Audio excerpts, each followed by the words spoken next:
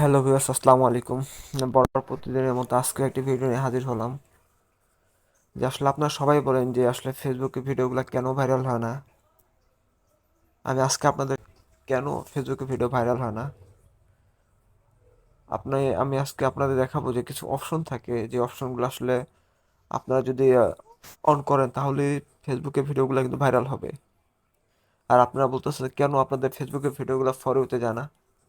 তো আজকে আমি দেখাবো আপনাদেরকে যে কিভাবে ফেসবুকে আপনার ভিডিওগুলো অলওয়েজ ফর ইউতে যাবে। তার জন্য সবাই আমার ভিডিওটা দেখেন এবং স্ক্রিনের দিকে সবাই লক্ষ্য করেন।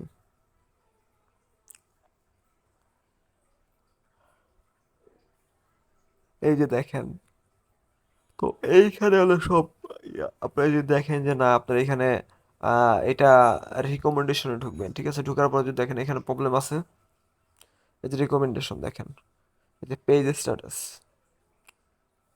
এই যে দেখেন আমার কিন্তু এখানে কোনো প্রবলেম নাই। যদি এখানে প্রবলেম থাকতো তাহলে কিন্তু এখানে ভায়োলেশন লেখা থাকতো, যেহেতু ভায়োলেশন নয় তার মানে কোনো প্রবলেম নাই। পরে যাবেন এলিজেবল টু মনিটাইজ, যে এখানে ক্লিক করবেন। দেখছেন আমার কিন্তু অল ক্লাইন্ট সব ফুল। প্রথমে ইনস্টিমে আসছে, এই যে দেখেন